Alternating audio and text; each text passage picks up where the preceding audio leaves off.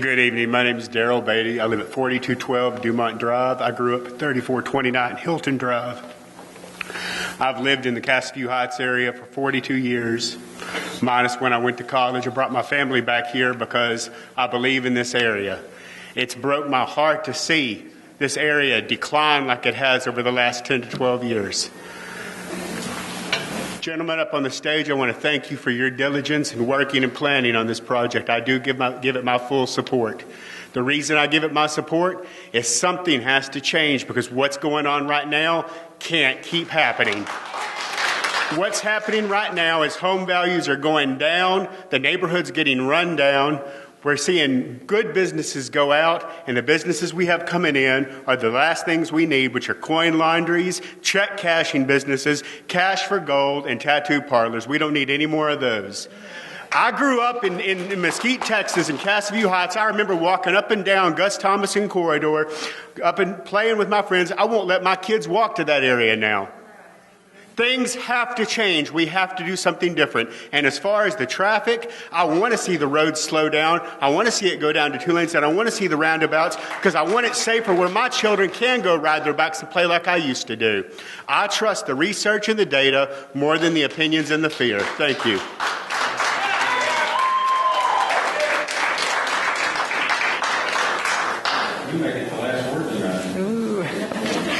My name is Susan Tyndall. I live at 3224 Moon Drive.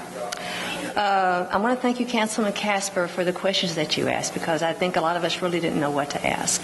Appreciate the information. And I thank y'all here for coming too. Okay. I say give the money back. I want to keep Gus Thomasson as it is. It really is a heavy trafficked area at certain parts of the day. School days, mornings and evenings. Oh, sorry. Okay, can you hear me now? Okay. I say give the money back. Gus Thomasson, I really believe needs to stay the way it is. I love the idea of revitalization. We really need it. We've needed it for a long time. We have lived in our house for over 30 years now at the top of Moon. A lot of things need to be changed, not just the businesses and the roads, the kind of people we have. We need to. The people do need to care about where they live and the businesses. So they will want to keep them up. But I really believe that the way you're doing this is not right. I love the idea of the plants and the things, but not the parking on the streets, taking the lanes away on each side. If there was some way you could do this by taking in the sides of the businesses, a little bit of that instead, and acquiring doing what you want to do.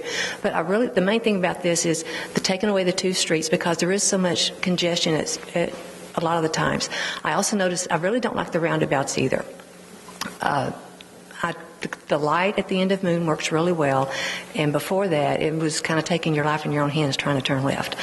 But also I noticed on the planning that when Moon goes into Gus Thomasson, you're going to have it down to one lane of traffic for when the schools are out and all the traffic's leaving. Right now there's quite a bit of traffic on 2 lanes right now. One can turn left, the other can go straight or turn right. With the roundabout, with the 1 lane, it's going to really back it up quite a bit. For school buses, that's going to take up a lot of time, a lot of space also.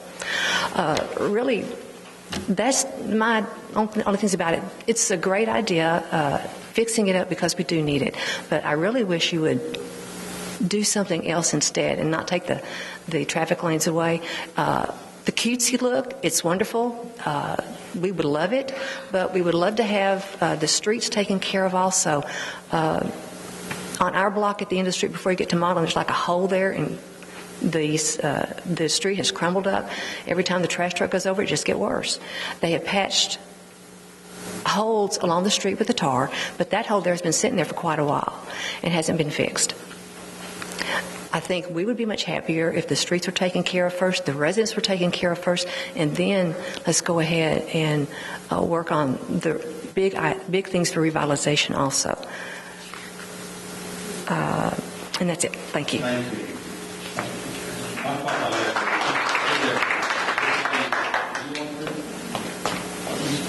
Go ahead.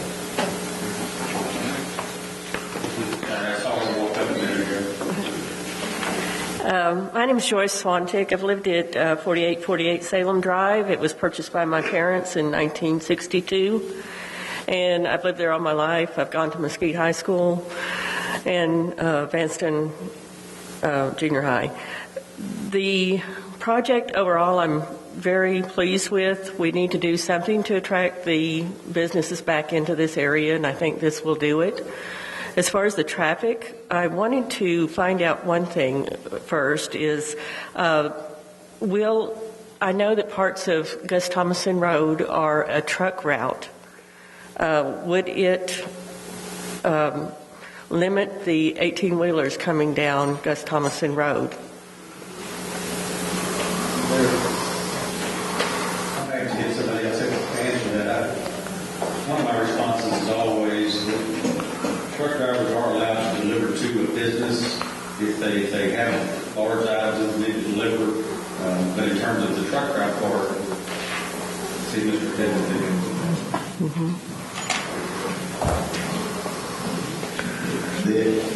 I can guarantee you that if we keep it as currently configured, truck drivers like a lot of pavement to drive down and to turn.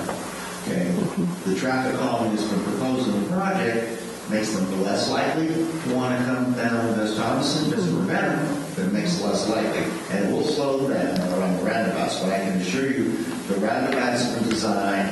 They've been reinforced. We're not going to have walls on them that can be hit. That we will have some areas that can be, because some of those truck drivers aren't real good, and so we think that I know that we've got some deliveries to go on down there with some trucks, so we're always going to have some sort of truck traffic on this Thomasson. And then the trucks have to be able to get to Ace Hardware, they have to get to wherever that grocer will be, then hopefully we'll get into a base menu. So there'll always be some trucks, but hopefully we can keep it local and not the cut-through trucks. Again, I'm very well aware that when LBJ gets locked up, traffic is like water. It goes the path of least resistance, and that's what will happen. So we'll always have that danger coming across.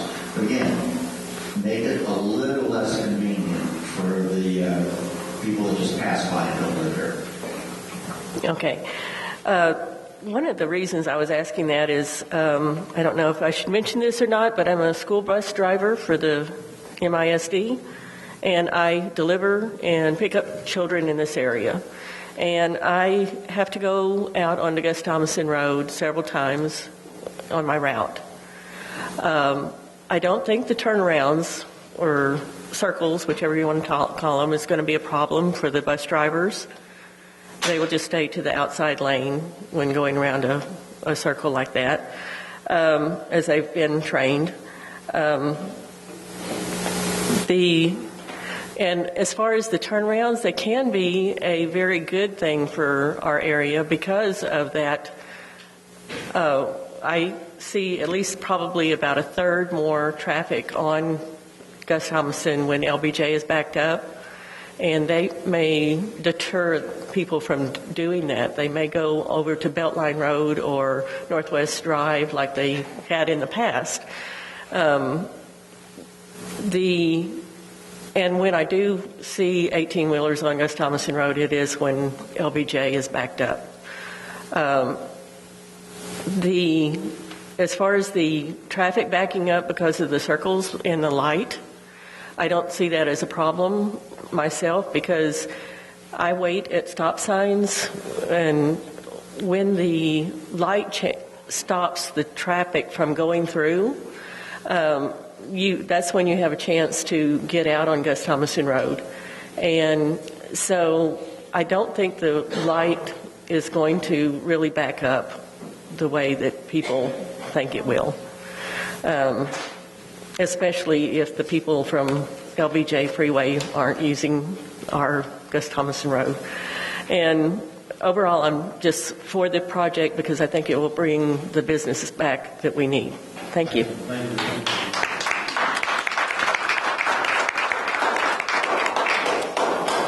My name's Bert Newsom. I live at 3217 Sydney Drive right here off of Gus Thomasson and Moon. I've heard all the things that's been going on tonight, but development begins at home in our areas already.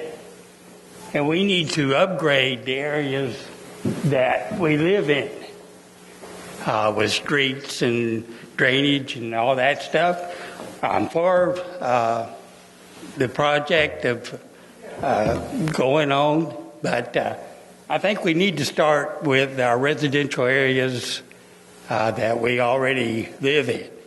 I thank the City Council for being here. I think you've neglected some of the areas in this area. I know in other parts of the city, they're more modernized with development and everything. Let's get this part of the city developed to that standard. The area around the rodeo, around all that area over there, it's the same. It's been the same for 30 years. I've been out here for 35 years. So I think we need to bring this part of the city up to the standards that some of our other developments are in. Our schools, I've had 8 kids go through these schools. I don't see much change in any of the schools other than more kids.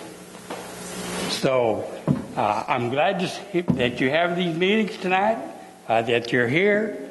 I'm glad for your development money that you're going to tie up in this deal. But let's tie it up in the residential areas and that are already here. Thank you.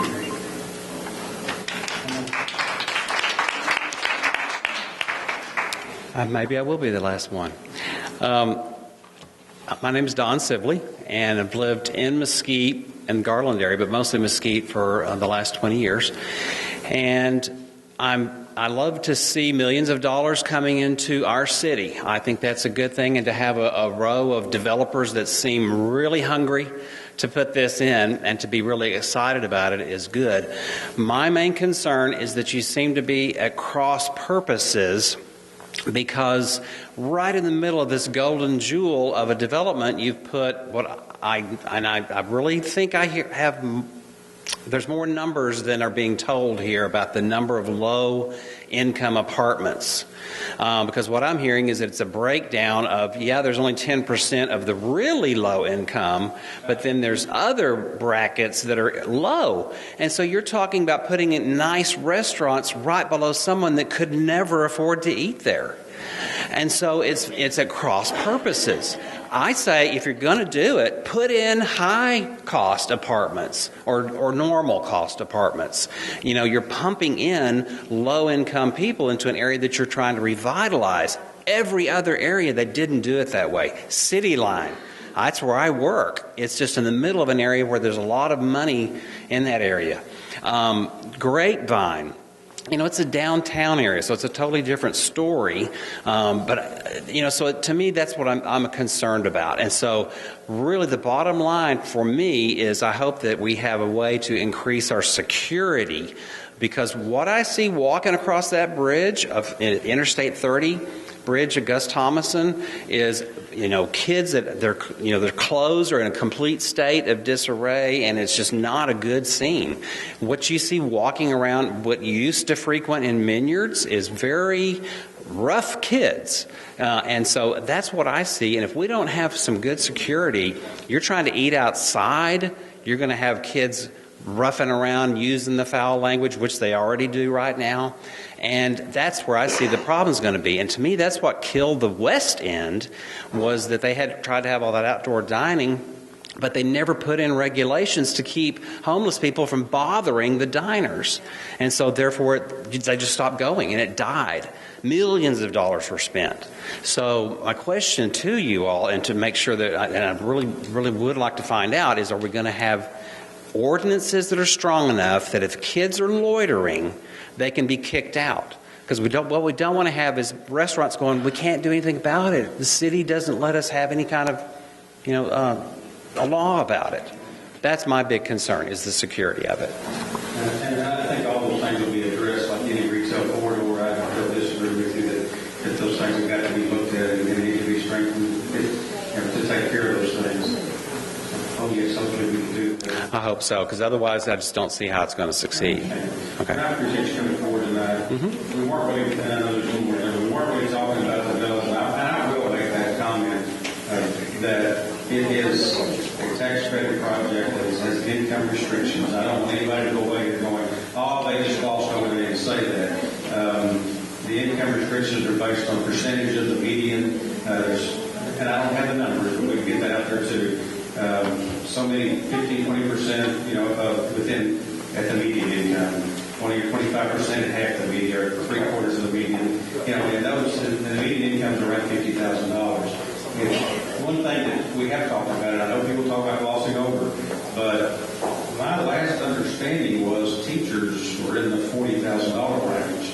There's a possibility they could be living in these apartments under some of these guidelines that other people that are professional or quasi-professional people in the $35,000 to $40,000 range could be living in these apartments.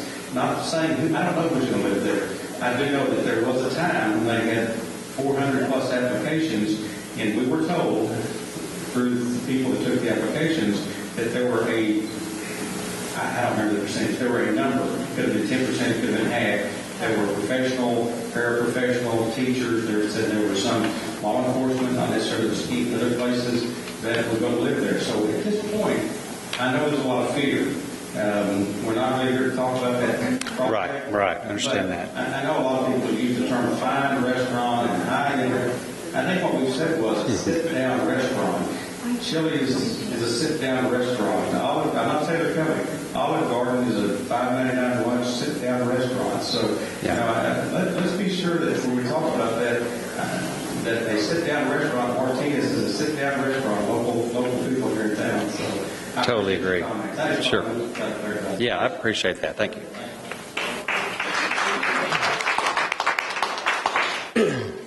Mr. Mayor, City Council, city leaders, managers, thank you for being here tonight. We really appreciate you coming to our neighborhood and taking this interest and hearing our comments. I think all of you know that my name is L.C. Williams, by the way. So I live over at 2961 Elder. Most of you know my stand. I'm for the project 100% as designed. I'd like to see it go forward as soon as possible.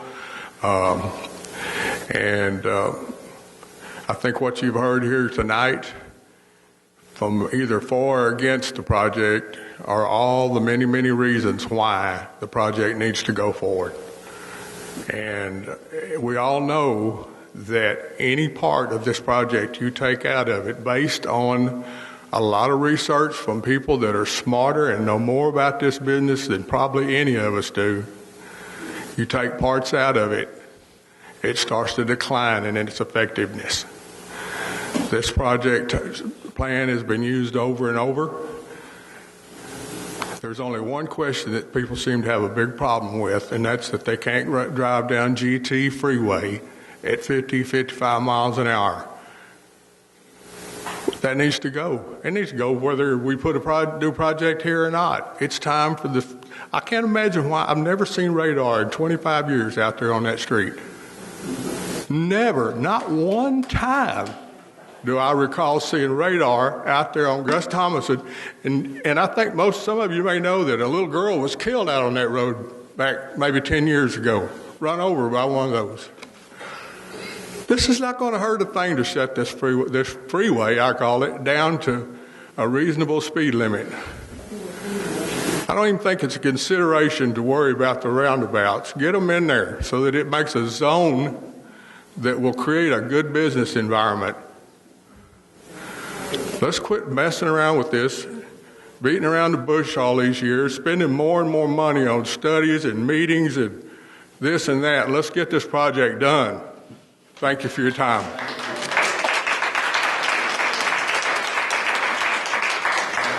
Seeing no one here in line at this time, Council, I said at this point we would give you a chance to come up and speak to the crowd that's left. I know it's late. We've been here over 3 hours, but and I think the easiest way to do this is just trying to figure out the best way.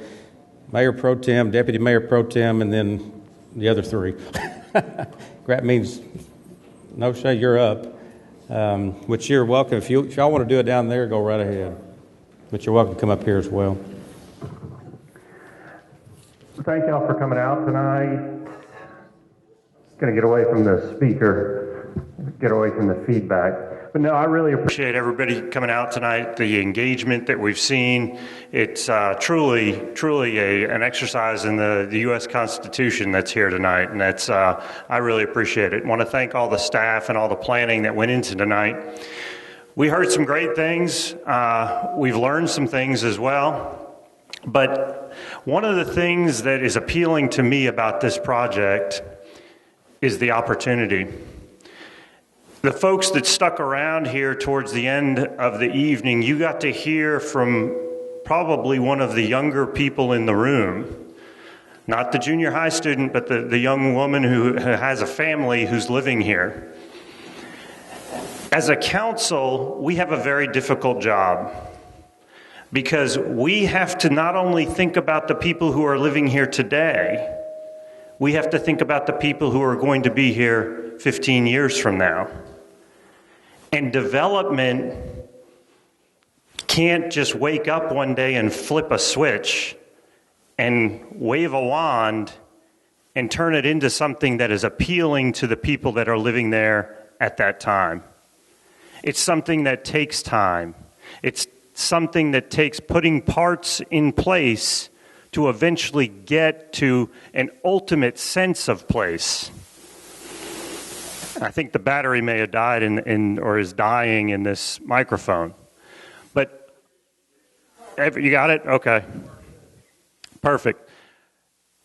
That's what we struggle with as a council, is trying to figure out how do we balance keeping the interest of those that are living here today and then planning for the future to make sure that Mesquite remains a relevant part of the whole region.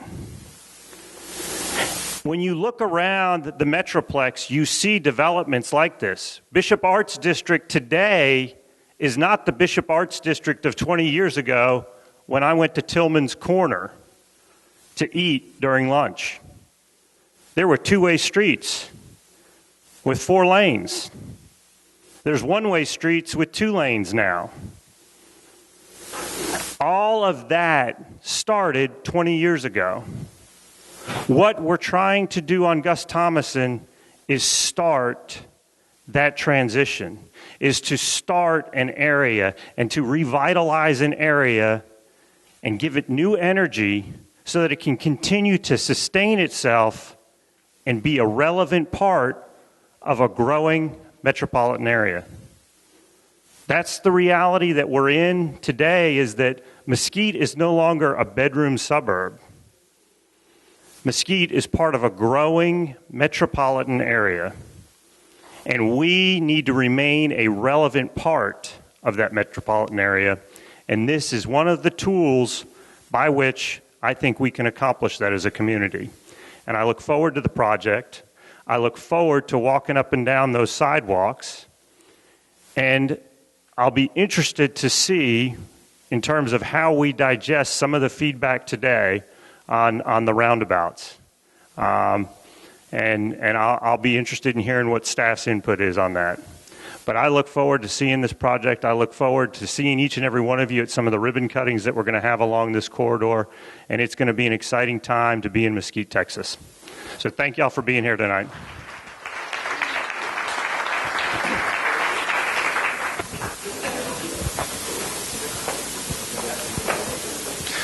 Well, good evening, and what a night it's been. What a statement of democracy in Mesquite, Texas.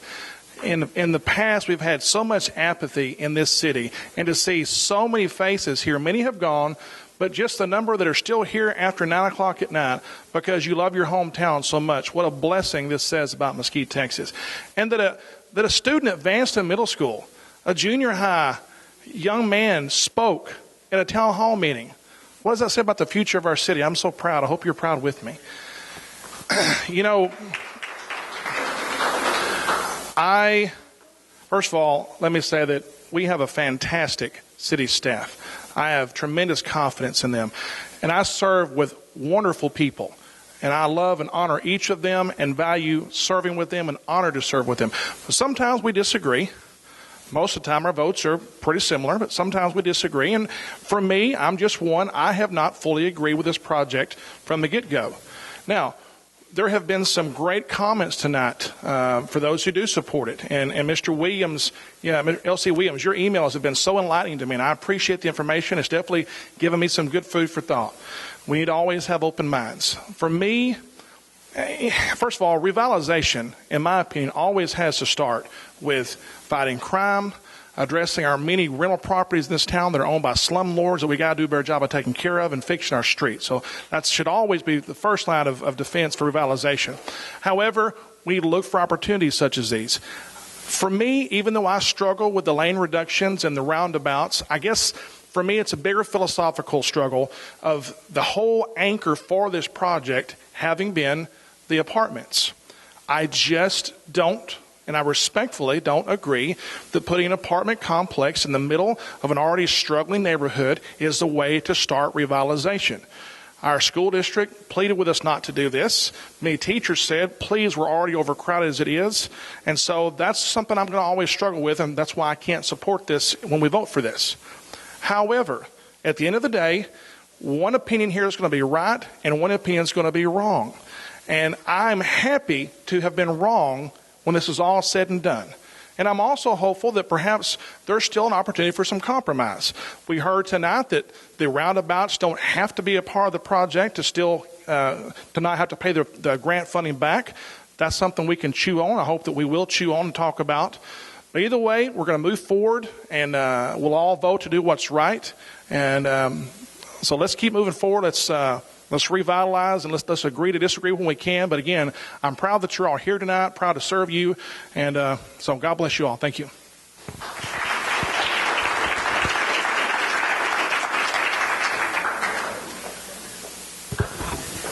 Well, those of you that are still here, I appreciate your patience. So it's been a long evening, but I just want to remind everybody that we all want the same thing. We want what you guys want. We want to improve our neighborhood. We want to improve our city. And whatever decision the city council and the city staff comes up with, I want to assure you that in our hearts, we truly believe it's going to improve the neighborhood.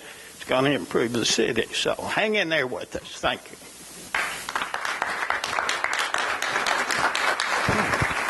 Thank you. I think all the perspectives have kind of gone through the spectrum here. Thank you guys for being here. Thank you for staff. Thank you, council, for being here all night. And it's almost 10 o'clock on a weeknight. You guys are fantastic. I do have some reservations about the project. I have reservations about the place that we're making, having roundabouts and then intersecting those roundabouts with a traffic light. I have reservations about the anchor for this project. I have reservations that if our vision for this is to have a zero lot line and to have all the buildings up front, and we've already made some exceptions for some, I think it's going to be an awkward kind of hodgepodge, and it's not going to create the feel that we're really intending for the whole project. But if we can improve this project, I think every one of us in this room want to see a GT that is vibrant. We want to see a GT with a great road and beautified. So I don't think any of us are in opposition of that. I think it's how do we get there. And I think we still have some dialogue to have as a council, and hopefully we reach a consensus that has been improved by your feedback and improved by our line of questioning. I don't think anyone has a bad motive about this. I think we all want to see a healthy and vibrant GT and Mesquite. And I agree with some of you guys who said that the north end has been neglected. We need a good GT area, right? We need this area to succeed, and whatever comes forward, whether it goes the way I think it should 100% in my head, or whether the other side gets what they think 100%, I'm going to be for Mesquite. I'm going to fight for this program and this project, however it goes forward, and I hope you guys buy in with whatever the vision is, and we can come together as a community to move the program forward. So thank you again for coming tonight, and with that, I'll hand it over to the mayor. Oh, sure. Stole my thunder. Sorry about that. First of all, I'd like to thank the staff. Y'all did a great job. You always do. And we just thank you all that we can depend on you to do what we really don't know as much as you all do. That's why you're paid big bucks, first of all. That's why that we ask you to do this because how could we? We all have different, can you hear me? We all have different jobs. We all do different things. We're not experienced like these guys are up here. And I'd just like to say that I think you're so fortunate that we chose your neighborhood to do this project in the first place. I live in the south part of town. That's the north part of town. So I just think you're real fortunate. I can hardly wait for this project to begin, and hopefully I'll live to see a part of it done anyway. And thank you for your patience and coming tonight. Yeah, I know. Mr. Tarpley, just wave. Thank you, sir. They're all making sure that you're acknowledged for being here tonight. And they asked me if you to come down, and I said he probably is fine in the back. Thank you, sir. You know, you guys that are left, you know, it's fantastic that you're still here. I don't know who had the over and under of 10 o'clock tonight, but we're fixing to get there. A lot has been said. I started this by trying to explain that I came into this position by saying, guys, I know that we need more citizen involvement. And it hadn't been there the way it needs to be. I understand that. And a lot of these projects, as mayor, were there. And yes, I was on the council for 10 years, but we're already moving very quickly through the process. But you wanted an opportunity to be heard, and we felt like we wanted to give you that opportunity to be heard.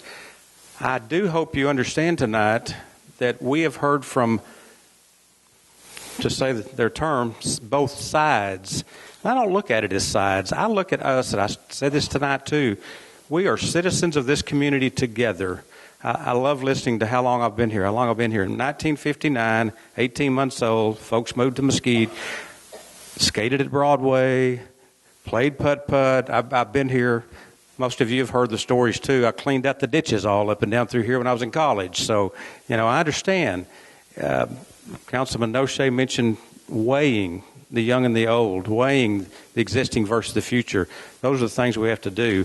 But we do want to listen. We do want to hear. And I hope that you do understand that we heard from those that are in favor, those that are against, and we heard from those that said, I like some, I don't like some. So please allow us to absorb that information. Allow us to recognize both sides. Allow us to chew on the people that said they liked it. Allow us to chew on the people that said they don't like it. And hopefully we can come together and make that decision. With that, thank y'all. Go home, get a bite to eat. Good night.